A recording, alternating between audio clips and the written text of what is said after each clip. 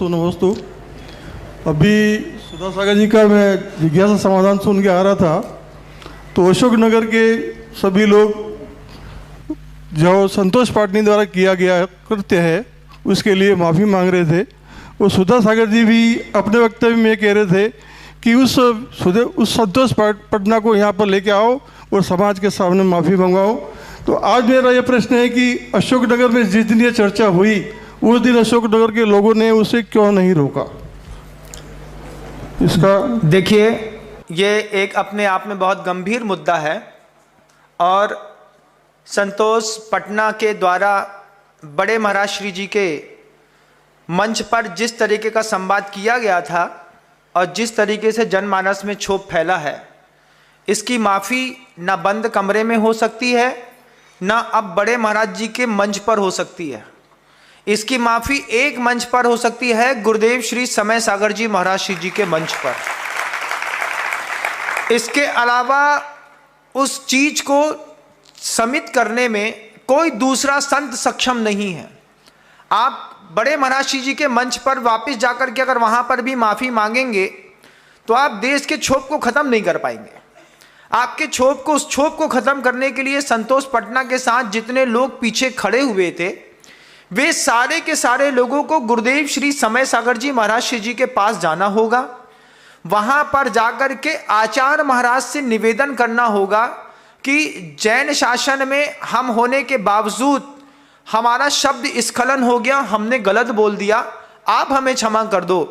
और गुरुदेव श्री समय सागर जी महाराज श्री दो शब्द भी आपके बारे में बोल देंगे और वहां से जो वीडियो वायरल होगा तब पूरे देश में मैत्री का भाव स्थापित हो पाएगा बंधुओं। इसके अलावा मुझे दिखाई नहीं देता कि कोई दूसरा रास्ता है। आज 5-7 दिन होने के बावजूद बाद जब आपने ये देखा कि इस बात ने माहौल गर्म कर दिया है, तो गर्म माहौल में आखिर मैं इस बात को मानता हूं कि उनके परिवार को अत्यधिक संक्लेश हो रहा होगा। मैं इस बात को भी मानता हूं कि उसका आत्मबल अंदर से टूट रहा होगा। ये हिंसा भी हिंसा है, लेकिन इस हिंसा से मुक्त होने के लिए बहुत सही बात है, हर बात की क्षमा नहीं होती, कुछ बातों का दंड होता है। और अगर दंड होता है तो आपको वह दंड संहिता जो है, दंड संहिता को निश्चित करने वाले गुरुदेव श्री समय सागर जी महाराज श्री जी आचार्य परमेष्ठी हैं। हम कोई जंग नहीं लड़ रहे हैं, हम किसी के यहाँ भारत पाकिस्तान का हमारे बीच में युद्ध नहीं है। हमारे बात सिर्फ क्षोभ है, आपस की समाज में क्षोभ है। एक जैन ने एक जैन आचार्य के बारे में ऐसे शब्द बोल करके बहुत सारे जैनों को क्षुभित कर दिया है। हमारी कोई आपकी हमारी भारत पाकिस्तान की लड़ाई नहीं है। आप गुरुदेव के पास जाइए, सहजता में जाकर के उनसे बोलिए, गुरुदेव हमसे गलती हो गई, उम्र के पड़ाव में हमसे गलत निकल गया, आप हमें क्षमा कर दो, बस इतनी सी बात है। और एक वीडियो वहां से निकल जाएगा। जिस तरीके से आप वहां पर खड़े हो गए, जिस तरीके से आपने अपने घर के अंदर कमरे में खड़े होकर के पीछा बैकग्राउंड प्रॉपर तैयार करके आपने सबकी खबर चैनल के माध्यम से आपने क्षमा मांगी, यही क्षमा आप जब तक समय सागर जी महाराज जी के पास जाकर के नहीं मांगेंगे, जनता का आक्रोश खत्म नहीं होगा। किसी एक हृदय को पीड़ा पहुंची है ऐसा नहीं, बहुत सारे लोगों को एक साथ पीड़ा पहुंची है। आप देखिए कितने साधु साध्वी जो भगवंत हैं, वे सब लगातार अपने दुख का प्रस्तुतिकरण कर रहे हैं। आप सोचिए कितना संक्लेश फैला है। ये संक्लेश का समाधान बड़े महाराज जी के मंच से नहीं हो सकता, इसका समाधान सिर्फ गुरुदेव श्री समय सागर जी महाराज श्री जी के मंच से हो सकता है। आपको वहां तक जाना पड़ेगा। और अशोकनगर की समाज, मैं बोलना चाहता हूं कि अशोकनगर की जो समाज है वो आचार्य भगवंत की अंधभक्त रही है। आचार्य श्री जी कभी अशोकनगर नहीं गए और अशोकनगर और गुना की समाज ने सबसे ज्यादा प्रतिभा मंडल में ब्रह्मचारिणी बहनें दी। ये उनकी अपने डेडिकेशन का एक अजब सा प्रभाव रहा है। अशोकनगर में कभी फूट नहीं रही। अशोकनगर हमेशा गुरुदेव को समर्पित रहा है। लेकिन न जाने कैसे तीव्र कर्म का उदय आया कि आवेग में बह करके हम सब ने किसी दुष्कृत की अनुमोदना कर दी, तालियां बजा दी। अशोकनगर की समाज भले बड़े महाराज श्री जी के मंच पर बैठ करके खड़ी होकर के क्षमा मांग ले, ये बात चल जाएगी, क्योंकि आप वीडियो में दिखाई नहीं दे रहे हैं। आपकी सिर्फ तालियों की गड़गड़ाहट दिखाई दे रही है। अंतर्मन इस बात से आपका भी क्षुभित होना चाहिए कि हमने कैसी बात की अनुमोदना कर दी, जो बात होनी नहीं चाहिए थी उस बात की अनुमोदना कर दी और इतना बड़ा विप्लव हो गया। तो अशोकनगर की समाज जरूर बड़े महाराज श्री जी के मंच से खड़ी होकर के क्षमा मांगेगी, देश उसको क्षमा कर देगा। उसकी बात भी नहीं करी, बात हुई उस वक्ता की जिस वक्ता ने पूरी दिलेरी और पूरे कॉन्फिडेंस के साथ, क्योंकि ऐसा कॉन्फिडेंस उन्होंने इसके पहले भाग्योदय सागर के अपोजिशन में भी मचाया था। जब वो सागर में थे, सागर में जब बड़े महाराज श्री जी का चातुर्मास हो रहा था, उस वक्त भी इस वक्ता ने भाग्योदय तीर्थ के विरोध में ऐसी बातें बोली थी जिससे समाज के बीच में क्षोभ हुआ था। लेकिन उस बात को, चूंकि वो साधुओं के ऊपर नहीं आई थी, किसी प्रतिष्ठान के ऊपर की बात थी, इसलिए साधुओं ने उसको लिया नहीं। लेकिन यहाँ पर आचार्य महाराज जी के ऊपर बात आई तो पूरे देश के जितने भी साधु हैं जो गुरुदेव को समर्पित हैं, उनको दुख हुआ, उनने अपनी बात रखी है। इस बात का समाधान बड़े महाराज जी के मन से नहीं हो पाएगा, इस बात को ध्यान रखिएगा। इसका समाधान सिर्फ गुरुदेव श्री समय सागर जी महाराज जी के मन से होगा और बिल्कुल सहजता में होगा। इतनी सहजता में होगा, आपको जाना है, आप गाड़ी से उतरिए, बड़े महाराज जी के पास जाइए, कमरे में जाकर के उनसे बोलिए महाराज ऐसी गलती हो गई, आप बताओ क्या करें। जनता के बीच में जैसे यहाँ पे दरबार लगता है वैसे गुरुदेव भी अपने वहां पर प्रवचन देते हैं। प्रवचन के पूर्व में आपकी पूरी जो लोग टीम है वो वहां पर खड़ी हो जाए, वहां से एक वीडियो वायरल होगा कि हम सब बड़े महाराज जी समय सागर जी महाराज जी के चरणों में आए हैं और अपने कृत्य की निंदा करते हैं, हम अपने इसके पश्चाताप करते हैं, प्रतिक्रमण करते हैं। इतनी सी बात है बस जैन शासन में, और उसके बाद से मजाल है कि कोई एक शब्द बोलेगा। लेकिन ये बोलेगा, बोलना बंद तभी होगा जब आप आचार्य महाराज श्री समय सागर जी महाराज जी के मंच तक पहुंचेंगे। किसी दूसरे मंच में हिम्मत नहीं है कि इस बलवे को शांत कर सके। इस बलवे को शांत करने की ताकत गुरुदेव की 2 अमृतमयी वाणी से है। बस वो मुस्कुरा के इतना कह देंगे, गलतियां हो जाती हैं, उस गलती में क्षमा करना मनुष्य का स्वभाव है, मैंने क्षमा कर दिया है, आप भी क्षमा कर दीजिए। गुरुदेव सिर्फ इतना भी बोल देंगे ना, तो जैसी मैत्री का भाव पहले था वैसी ही मैत्री का भाव दोबारा स्थापित हो जाएगा। मुझे लगता नहीं इसके अलावा कोई उपाय है। ये वीडियो आप तक अगर पहुंच गया हो तो आप, मैंने पहले दिन कहा था कि सांप के काटने के बाद जैसे धीरे धीरे जहर चढ़ता है, ऐसे ही इस बात का धीरे धीरे जहर चढ़ेगा। लेकिन जहर उतरना धीरे धीरे नहीं होगा, एक बार आप वहां पहुंचेंगे और पहली बार में वहां पर जहर उतर जाएगा। मैं ऐसा मानता हूं। संतोष पटना वो किस आवेग में इस बात को कह गए हैं ये तो मैं नहीं जानता, लेकिन अगर छवि सुधारनी है तो आपको गुरुदेव श्री समय सागर जी महाराज जी के पास तक अपनी वो पीछे की पूरी टीम, जिस पूरी टीम में बहुत सारे लोग हैं, मैं उनके नाम जानता हूं, लेकिन मैं नाम इसलिए नहीं कह रहा हूं कि अगर मैं नाम बोल दूंगा तो उनके नाम का भी आवेग मीडिया पर आने लगेगा। मैं सबको जानता हूं, मैं सागर रहा हूं, गुरुजी के साथ 20 साल रहा हूं, मैंने सबको गरीब से देखा है, कितने चापलूसे हैं उनको भी देखा है, कितने ईमानदार गुरुजी के भक्त हैं मैंने सबको देखा है। मैं सब ऑब्जर्वेशन करता रहा। मैं फिर एक बार कहूंगा, अगर इस क्षोभ को समित करना है तो एकमात्र उपाय गुरुदेव श्री समय सागर जी महाराज जी के मंच पर है। अशोकनगर की जो समाज है वो बड़े महाराज जी के मंच पर खड़ी होकर के भी माफी मांगेगी तो मैं समझता हूं कि पूरी दुनिया उनको माफ कर देगी। एक चीज और मचाई जा रही है, लगातार बोला जा रहा है कि शिविर को फेल करने के चक्कर में ये प्रोपोगेंडा खड़ा किया गया है। विश्वास मानिए, धर्म की प्रभावना को कोई नहीं रोकना चाहता।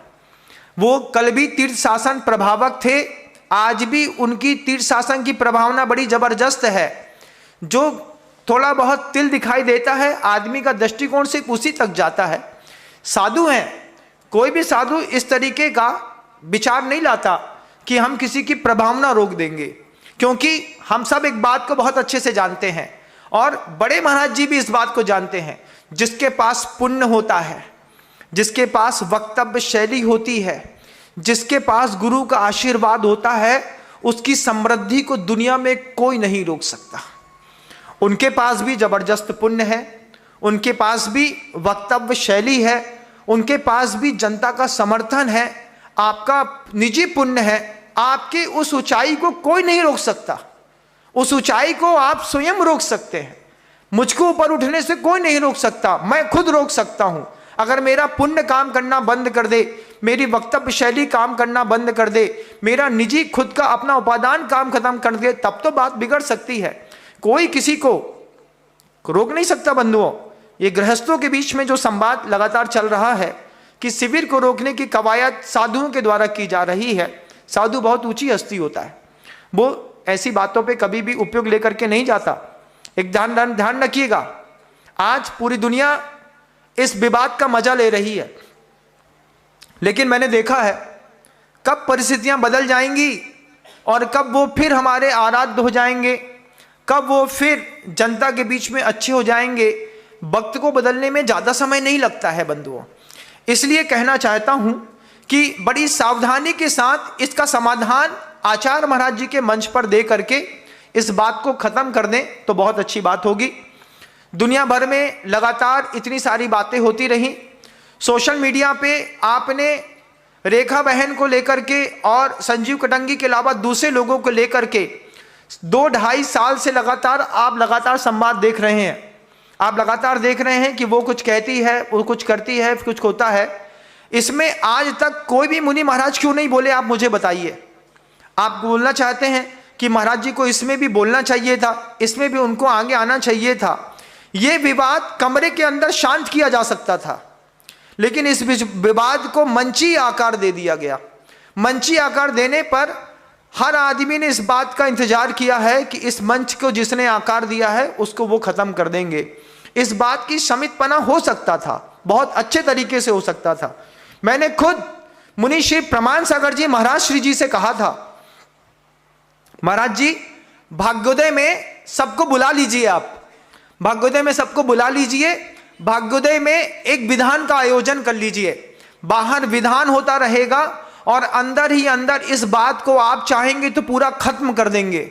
ये बात मैंने खुद प्रमाण सागर जी महाराज श्री जी से कही थी और उसके बाद बड़े महाराज जी ने हमसे कहा था, आपका विचार तो बहुत अच्छा है लेकिन यह संभव नहीं है। आज भी कहना चाहता हूं, जब तक हम सभी मिलकर के एक गुरु के शिष्य हैं, एक जगह बैठेंगे नहीं, एक जगह इस बात में चर्चा नहीं करेंगे, इस बात को विराम नहीं मिलेगा बंधुओं। इस बात को विराम मिलेगा स्वस्थ संवाद करने से, और स्वस्थ संवाद कभी भी सोशल मीडिया से नहीं होते। हम लगातार सोशल मीडिया में स्वस्थ संवाद करने की जो कोशिश कर रहे हैं, ये बहुत बड़ी गलती है। आपको उनको बुला करके प्रेम से एक बार किनारे बैठा लेना चाहिए था। कमरे के अंदर जो समाधान दिया जा सकता था वो सोशल मीडिया में कैसे दिया जा सकता है। सोशल मीडिया में आपने कुछ बोल दिया तो सामने वाले ने भी कुछ बोल दिया। अब सामने वाला अपने आप को शेर बोल रहा है और हमको कुत्ता बोल रहा है। आप मुझे खुद बताइए, एक बाप की 2 संतानें अलग अलग कैसे हो सकती हैं? एक बाप की अगर 2 संतानें हैं तो एक बाप की दोनों संतानें या तो शेर होंगी या दोनों कुत्ते होंगे। या तो हम और आप दोनों शेर हैं या तो हम और आप दोनों कुत्ते हैं। लेकिन कोई ये कहे कि हम शेर हैं और वो कुत्ते हैं तो ये बात गलत है। इस तरीके के बात बोलने से विवाद मचता है। कोई भी इस बात को कहता है एक पिता की 2 संतानें अलग अलग प्रजाति की कैसे हो सकती है? या तो हम दोनों शेर हैं या तो हम दोनों कुत्ते हैं। अगर हम दोनों जो भी हैं, जनता निर्णय करे, जनता इस बात को सोचे। इस बात का एकमात्र समाधान है कि हम सब मिलकर के अगर कहीं पर बात कर गए तो सब बैठेंगे, वो ब्रह्मचारिणी भी बैठेगी, लोग भी बैठेंगे, गुरु महाराज भी बैठेंगे। बैठ सकते थे, इस संवाद को कभी छेड़ा नहीं, इस संवाद को छूने की कभी किसी की हिम्मत नहीं हुई, क्योंकि बड़े महाराज जी के मंच से वो बात हुई थी, इसलिए कोई बात को छू नहीं पाया। क्योंकि पीछे भी बहुत बड़ी गैंग होती है। जो चीज़ें मैं बोल नहीं सकता हूं, मैं उस चीज़ों को समझता तो हूं। दिखता तो है कि पावर्टी नाम की क्या चीज़ होती है, किस तरह से प्रेशराइज किया जाता है, किस तरह से दबाया जाता है, किस तरीके से मैनिपुलेट किया जाता है। ये जो नहीं देख रहा है वो कह सकता है, लेकिन जब मुझे ये सब दिखाई देता है, मैं शुरुआत से मौन रहा। मेरे पास लगातार बोला गया मुझसे, आप इस विषय पर बोलिए। मैंने एक ही बात कही कि जब गुरु महाराज जी ने कुछ नहीं बोला है, मैं इस शब्द पर कभी कुछ नहीं बोलूंगा। मैंने बड़े महाराज जी और उस पत्रकांड के बारे में आज तक एक भी स्टेटमेंट नहीं दिया। मैंने पहला स्टेटमेंट दिया जब आचार्य महाराज आचार्य बनने का बार बार व्हाट्सएप वायरल हो रहा था, तब मैंने पहली बार बोला है। और दूसरी बार इस संतोष पटना के बारे में मैंने बोला है। इसके आगे और इसके पीछे देखिएगा इतिहास उठा करके पूरा सोशल मीडिया, मैंने कभी किसी से कुछ नहीं बोला, आगे भी मैं कभी कुछ नहीं बोलूंगा। लेकिन जिन चीजों पर आप लगातार विवादास्पद चीजों को अगर कोई मंच पे लाता है तो उसका समाधान भी अब जरूरी हो गया है, क्योंकि लगातार सुनते हैं किसी भी चीज का तो मेंटल स्ट्रेस सबको होता है। आप हंसी में भी कोई बात कहते हैं तो हंसी में कही बात भी किसी को मेंटल स्ट्रेस देती है ना, नहीं देती है। हम किसी को सबके सामने बार बार जोकर जोकर कहेंगे, एक दिन उसको बुरा लग जाएगा। यार जब देखो तब जोकर कहते रहते हैं, जब देखो जोकर कहते हैं, उसको बुरा लगता है। अब आप लगातार अगर वर्बल वायलेंस करते हैं और मेंटल स्ट्रेस देते हैं तो इस मेंटल स्ट्रेस देने पर कितना लंबा समय निकलने के बाद इतना सारा संघ एक साथ बोल रहा है, क्योंकि कभी ना कभी तो घड़ा भर जाता है ना। तो उस भरे हुए घड़े को अगर कोई सॉल्व कर सकता है तो एक साथ सबकी सामूहिक बैठक सॉल्व कर सकती है। मैंने पहले भी इस बात का प्रयास किया था कि एक बार बैठ करके चर्चा करें, लेकिन किसी की हिम्मत नहीं हुई। एक दूसरे के सामने फेस करने पर एक दूसरे से संवाद करने की ताकत नहीं होती है। अगर पूछ बैठे कि इसका आप जवाब दीजिए तो कोई क्या जवाब देगा। और अगर मान लीजिए वहां पर गोल गोल घुमाया जाएगा तो गोल गोल घुमाते समय जज क्या पकड़ नहीं लेता कि ये गलत घुमाया जा रहा है। और जब ऐसा बोल दिया जाता है तो फिर बात का सॉल्यूशन नहीं निकलता, लेकिन मीटिंग खत्म हो जाती है, समय बर्बाद होते हैं 5-5, 7-7, 10-10, 15-15 दिन। लेकिन जब तक कसाय समिति नहीं होगी बंधुओं, तब तक ये सोशल मीडिया का वर्बल वायलेंस कभी भी खत्म नहीं होने वाला है। मैंने पहली बार आचार्य पद को लेकर के जब माहौल बनाया जा रहा था, वो भी श्रावक ही बना रहे थे, और उन श्रावक को ही मैंने कहा था कि श्रावक अगर इस तरीके का माहौल आचार्य बनाने का बना रहा है तो इससे आगे वाले समय पर अलग प्रभाव पड़ेगा। क्योंकि कोई भी व्यक्ति प्रसिद्ध है तो 3 कारणों से, उसके पास अपना एक निजी पुण्य है।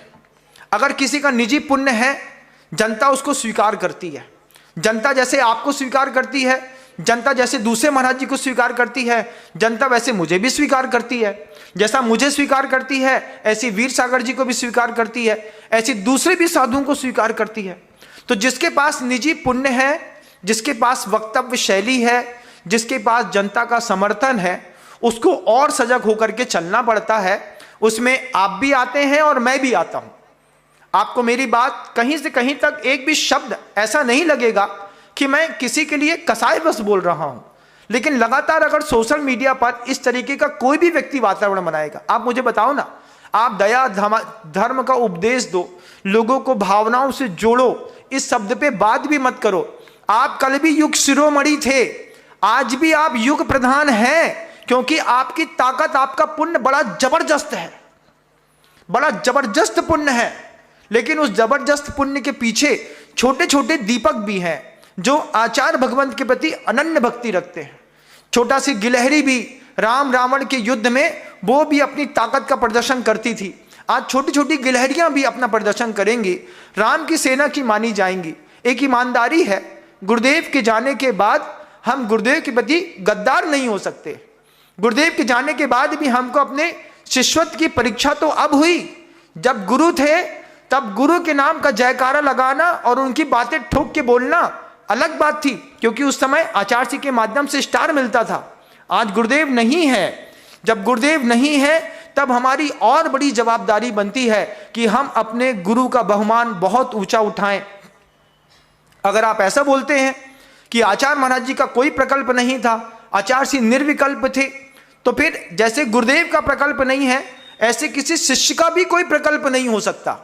अगर गुरुदेव के कोई भाग्योदय गुरुदेव का प्रकल्प नहीं है, हबीबगंज क्या गुरुदेव का प्रकल्प नहीं है, क्या रामटेक गुरुदेव का प्रकल्प नहीं है? अगर प्रकल्प नहीं होता और चिंता नहीं होती तो 4-4 बार वहां पर जाकर के चातुर्मास क्यों करते? प्रकल्प है, क्योंकि आचार्यों और साधुओं की संगति में ही तीर्थ क्षेत्रों का उद्धार होता है। आज गुरु ने जिस चीज पर हाथ लगाया था उस चीज पे शिष्य की जवाबदारी बनती है कि इसको पूरा करके खत्म कर दें, तब जाकर के एक अच्छे शिष्य होने का प्रमाण पत्र मिलेगा। अब मान लीजिए हबीबगंज का काम रुक जाए, अगर मान लीजिए भाग्योदय का काम रुक जाए, आपके वहां रहते हुए रुक जाए, तो क्या एक अच्छे शिष्य को अंदर दर्द नहीं होता? आप मुझे बताओ। आप अपने प्रकल्पों पे लगातार मेहनत करते हैं, लगातार सुबह से लेकर शाम तक अपने प्रकल्प के लिए लगे रहते हैं, और आचार्य महाराज जी के प्रकल्प के बारे में आपने अगर ऐसा बोल दिया कि आचार्य जी का कोई प्रकल्प नहीं था, वो तो निर्विकल्प थे, तो ये बातों की लच्छेदारी से जैन शासन और गुरु का नाम सुरक्षित रहने वाला नहीं है बंधुओं। मैं लगातार सजग होकर के हर प्रकल्प के लिए मेहनत कर रहा हूं, और मेरा वादा है जब तक मेरे जीवन में प्राण रहेंगे, आचार्य महाराज के प्रत्येक प्रकल्प को मैं वक्त रहते पूरा कर दूंगा। मैंने यह कह दिया कि मैं वक्त रहते पूरा कर दूंगा, तो दूसरे ताकतवर बोलते हैं, क्या बोलते हैं, जब एक ने बीड़ा उठा लिया है तो हमारी क्या जरूरत है। ऐसा नहीं होता। जब मिल करके कोई ताना बाना बनता है तो सबको खुशी होती है कि सबने मेहनत करी। आचार्य महाराज जी का एक बहुत अच्छा एक तरीका होता था। गुरुदेव जैसे मुझसे एक चातुर्मास कराया, एक चातुर्मास में किसी क्षेत्र का विकास हो गया, फिर मुझसे तुरंत कहते थे अब तुम निकलो, दूसरे को आने दो। दूसरा वो निकलेगा, दूसरा आया, दूसरे ने अपने पुण्य की शक्ति दिखाई, उसने मेहनत करी। फिर तीसरी कोई यारिका आई, उस यारिका ने अपनी शक्ति दिखाई, उसने मेहनत करी। किसी को इस बात का घमंड ना हो कि ये मेरे कारण बना है, इसलिए आचार्य जी लगातार सर्किल को बदलते रहते थे। ये आचार्य के चक्रवर्ती पने के चक्र चलाने का अपना एक स्टाइल था। आचार्य जी को अगर मान लो विकल्प नहीं होता तो क्या संघ के चातुर्मास विदिशा शीतल धाम पे होते? क्या सम्मेज यहां पर खजुराहो में होते? क्या छतरपुर किसी को भेजते? नहीं। गुरुवर के मन के अंदर ये भावना रहती थी कि जिस क्षेत्र पर मैंने आशीर्वाद दिया है उसको मैं रहते पूरा कर लूं। मैं गुरुजी के साथ 20 साल रहा हूं बंधुओं। मैंने गुरुजी से बोला, हंसी में एक दिन चलते चलते बोला, आचार्य जी इतने बड़े बड़े प्रोजेक्ट हैं, कब पूरे होंगे? गुरुजी मुस्कुरा करके हंसते हुए जवाब देते हैं, अरे दूसरे आचार्य महाराज भी तो आएंगे, उनके लिए भी तो कोई काम छोड़ना है ना अपन को, इसलिए उनके लिए भी काम छोड़ देंगे। ये बात गुरुजी ने हमसे कही थी। मैं रहा गुरुजी के साथ 20 साल। आप तो आचार्य जी के साथ सन्निधि मिली नहीं किसी को, वो क्या गुरुजी के अंतर्मन को समझेगा? आचार्य जी क्या निर्मल है, क्या चीज है। आप सिर्फ शाब्दिक प्रभावना कर सकते हैं गुरु के नाम की, लेकिन मैंने गुरु के अंतर्मन को पढ़ा है। मैंने गुरुजी के साथ 20 साल जिया है मैंने। आज इस बात का दर्द होता है। इस संघ में ऐसे कद्दावर साधु हैं, अगर एक मुट्ठी में बंद करके काम करते तो मुश्किल से 5 साल लगता, मुश्किल से 5 साल। 5 साल में आचार्य भगवंत के हर प्रोजेक्ट पूरे हो गए होते। लेकिन अपनी अपनी, अगर मान लीजिए कोई सोचता है कि हम अपने हिसाब से चलेंगे, अपने हिसाब से नहीं, किसी एक के नेतृत्व में चलना होता है। आज वो नेतृत्व गुरुदेव श्री समय सागर जी महाराज जी के हाथ में आया, तो उस नेतृत्व के नीचे अगर हर साधु चलेगा तो हर काम बहुत अच्छे से होगा, हर काम बहुत अच्छे से होगा। मैं आपको बताऊं कि मैंने एक बड़े महाराज जी से कहा था, उन बड़े महाराज जी से कहा था, महाराज जी मुझे अपने साथ ले चलो, मैं आपका सब काम कर दूंगा। उन्होंने बड़े उसके साथ कहा, विनम्र सागर मेरा सारा काम हो चुका है, मुझे किसी चीज की जरूरत नहीं है। मैंने कहा महाराज जी मुझे मौका दो, मैं पूरा क्षेत्र विकसित करके दिखाऊंगा। मैं जब जाता था, मैं गया, जब आचार्य महाराज के जब पदारोहण का समय आया उसके 8-10 दिन पहले मैं कुंडलपुर पहुंच गया था। कुंडलपुर जाते साथ, प्रवेश के साथ मैं रुका नहीं, लगातार लगा रहा, क्योंकि एक अच्छे शिष्य को पता है एक एक दिन की कीमत हुआ करती है। आज पर्याय है बंधुओं, कल नहीं रहेगी। सबकी उम्र होने को आई ना, सब 68-70 साल के सब हो गए। 8-10 साल में कौन कब फोटो में टंग जाए, कौन कब अपनी अनंत की यात्रा में चला जाए, कोई भरोसा है क्या किसी का? उसके पहले हम एक ऐसा इतिहास लिख करके जाएं। कलौ एकता बलम, गुरुजी कितनी बार सूत्र दे करके गए कि कली काल में एकता बल है, इसमें मान सम्मान बीच में बस ना आए, किसी को पद की लालसा बीच में ना आए, सब एक साथ नीचे झुक करके गुरुदेव के चरणों में, समय सागर जी महाराज जी के चरणों में बैठ करके अगर बोलते एक बार, आचार्य महाराज जी आप मुझे आदेश दीजिए, मैं गुरुदेव की कैसे सेवा कर सकता हूं। गुरु महाराज इतने महान हैं, गुरुदेव श्री समय सागर जी महाराज, वो सबको सबकी योग्यता के हिसाब से एक एक क्षेत्र दे देते। बोले आप सब इसको देख लीजिए, आप इसको देख लीजिए, आप इसको देख लीजिए, नाम आसमान हो जाता। लेकिन हमने जब अपना खुद का व्यक्तिगत निजी नाम की चिंता करी, तब जाकर के ये थोड़ा बहुत फूट पड़ी। और एक बात और बहुत अच्छी कहना चाहता हूं, जो समृद्ध कुनबा होता है फूट उसी में तो पड़ती है। ताकतवर लोगों के घर के अंदर ही तो बंटवारे होते हैं, जिनके यहां ताकत नहीं होती उनके यहां काहे का बंटवारा होता है। मैं देखता हूं इस बात को कि पूरे गुरुदेव का जो संघ है, ये पूरा का पूरा संघ हर साल करीब 600 करोड़ रुपए की चैरिटी के लिए लोगों को प्रेरणा देता है। पूरे संघ की ताकत मिलाकर के देखी जाए तो पूरा संघ हर साल करीब 600 करोड़ रुपए की चैरिटी के लिए श्रावकों को प्रेरणा देता है। और श्रावक विभिन्न अलग अलग प्रकल्पों में मिल करके देखे जाए तो एक संघ की ताकत में 600 करोड़ रुपए से ऊपर का दान देते हैं। ये दान, इतनी बड़ी ताकत है संघ की शक्ति में, साधुओं के अंदर वो कौशल है, गुरुदेव का दिया हुआ वो पुण्य है कि दुनिया रोटी किसी को भी खिला देगी, लेकिन जब दान देने की बात आएगी तो वो अपने दिमाग में बैठा के बैठी है, दान तो हम आचार्य विद्यासागर जी महाराज जी के संघ के साधु को ही देंगे। ये ऐसी गंभीरता के साथ दुनिया ने अपने दिमाग में बैठा के बैठा है कि जाकर के कोई बहुत ज्यादा मेहनत नहीं करनी पड़ती है। किसी साधु को कोई क्षेत्र बनाना है, कोई मंदिर बनाना है, कुछ ज्यादा नहीं करना पड़ता। गुरुदेव के नाम का जयकारा लगा करके बैठ जाते हैं, एक दो लोगों की संयोजना बनाई, फिर अपने आप संयोजना की लगार लगती है और संयोजना बनती चली जाती है। बागी दौरा इसका ऐसा जबरदस्त उदाहरण है कि मैं यहां पर आया, सिर्फ मैंने 8 दिन लोगों को प्रेरणा दी, मात्र 8 दिन, और 8 दिन की प्रेरणा में पूरी समाज ने खड़े होकर के 50 करोड़ से ऊपर की राशि मंदिर निर्माण में दान दे दी। इसमें मेरा कुछ नहीं है, ये सब गुरु महाराज की कृपा है। आज मैं इस मंच में बहुत बड़ी बातें कह गया, लेकिन मुझे लगता है ये इस पूरी की पूरी बात पूरी दुनिया को बहुत गौर से सुनना चाहिए। हम किसी भी चीज का समाधान चाहते हैं, वो समाधान ना अहंकार की भाषा से हो सकता है, वो समाधान ना तेज बोलने से हो सकता है, वो समाधान ना धनबल से हो सकता है, ना जनबल से हो सकता है, वो समाधान मात्र समर्पण से हो सकता है। जो बात सबके सामने नहीं कहा जा सकती, वो बात भी 4 के सामने तो कही जा सकती है ना। उन 4 के बीच में भी अगर बैठ करके हम इसका समाधान निकालेंगे, ये सोशल मीडिया में जो गंदगी लगातार बह रही है एक दूसरे के प्रति, इसको निर्मल होने में ज्यादा समय नहीं लगता। और जो लोग कहते हैं मार्ग की बहुत अप्रभावना हो रही है, ध्यान रखिएगा, मार्ग की कभी कोई अप्रभावना नहीं कर पाया आज तक। मार्ग के बारे में गुरुदेव समंतबद्ध स्वामी कहते हैं, स्वयं शुद्धस्य मार्गस्य बालाशक्त जनाश्रयाम वाच्यताम यत् प्रमार्जन्ति वदन्ति उपगूहनम। आचार्य समंतबद्ध गुरुदेव ने कहा है कि मार्ग कैसा है, स्वयं शुद्धस्य, अपने आप में बिल्कुल शुद्ध है। उस शुद्ध मार्ग में कोई किसी मार्ग को कभी गंदा नहीं करता। मार्गी गंदा हो सकता है, मार्गी का अपमान हो सकता है, मार्गी की निंदा हो सकती है, मार्ग की कोई निंदा नहीं होती बंधुओं। मार्ग कर भी निर्मल था। 18,000 साल तक, जब तक इस प्रलय काल नहीं आएगा, तब तक यह मार्ग निर्मल बना रहेगा। इसमें जब कभी भी थोड़े बहुत दाग लगे, मार्गी के ऊपर लगे, लेकिन ये मार्गी के दाग भी आज हैं। 6 महीने में दुनिया बड़ी से बड़ी चीज भूल जाती है।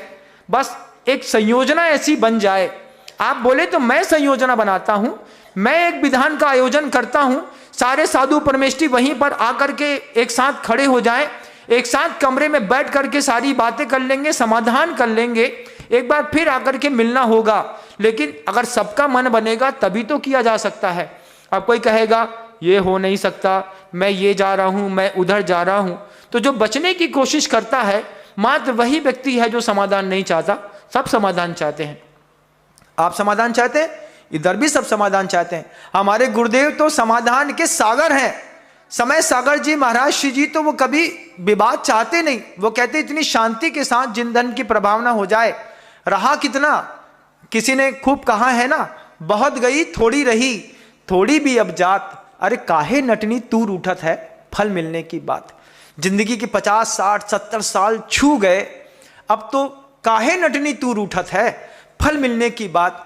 आज नहीं तो कल समय आ जाएगा, एक दिन रात में सोते सोते छाती में दर्द होगा, कभी पानी भर जाएगा, हार्ट बीट धीरे से कम हो जाएगी, डॉक्टर धीरे से बोलेगा महाराज श्री समय हो गया है, अधिकतम 15 दिन, 25 दिन, 50 दिन संलेखना करेंगे, अनंत की यात्रा पे निकल जाएंगे। उसके पहले विरासत में ऐसा कुछ दे करके जाएं। सभी लोगों से कहना चाहता हूं कि युगों युगों तक आने वाली जनरेशन ऑटोमेटिकली जैन धर्म का बैकअप को ले सके, ऐसी मेरी भावना है। मैं सिर्फ भावना अकेले की तो पूरी होती नहीं, ये भी मेरा विश्वास है, लेकिन जहाँ तक ये संवाद जाए मैं ऐसा मानता हूँ कि आप इसको अच्छे वे में लेंगे तो इससे आप बहुत कुछ अच्छा निकाल पाएंगे। अगर आप इसको बुरे वे में लेंगे तो इसके कमेंट, इसके कट्स निकल करके दुनिया के सोशल मीडिया में बटेंगे, लोग आधी अधूरी बात को बीच बीच में काटेंगे, अपने अपने मत की सिद्धि करेंगे। इससे जैन शासन कभी शांत नहीं होगा। अगर आप इसकी कटिंग करके आधे आधे में सुनेंगे और आधे आधे में बांटने की कोशिश करेंगे, इससे फिर विप्लव बढ़ेगा। इससे फिर आप बोलेंगे मैं सुनूंगा, मैं सुनूंगा, मैं फिर कहूंगा, मैं फिर कहूंगा, आप फिर सुनेंगे, और इससे इस विवाद का और जैन शासन का कभी अंत नहीं होगा बंधुओं। इस पूरे के पूरे प्रवचन को बिना काटे अगर आप धैर्य पूर्वक सुनेंगे तो आपका भी अंतर मन बोलेगा कितना अच्छा होता अपन सब मिल करके गाते, सारे जहां से अच्छा हिंदुस्तान हमारा, हिंदी है हम वतन है ये गुलशिता हमारा। लेकिन भारत पाकिस्तान का बंटवारा जिन्ना के चक्कर में हुआ ना बंधुओं। कभी कौन चाहता था कि भारत पाकिस्तान का बंटवारा हो, लेकिन कर्मोदय ने बंटवारा हो गया है। आज अभी ऐसा कोई तीव्र कर्मोदय आया नहीं। एक व्यक्ति ने आवेश में आकर के कोई बात कही थी तो साधु परमेष्ठियों ने अपना समर्थन गुरुदेव के प्रति व्यक्त किया है। अगर हम इस बात का विवाद का अंत चाहते हैं, अंत सिर्फ एक जगह से निकलता है जिसका नाम आचार्य समय सागर जी महाराज हैं, और किसी मंच में ताकत नहीं है किसी चीज के समाधान को देने की। आप वहां तक पहुंचे ऐसी मैं हृदय से भावना करता हूं। मैं आपकी खुद प्रभावना करूंगा, इस बात का भी आपको विश्वास दिलाता हूं।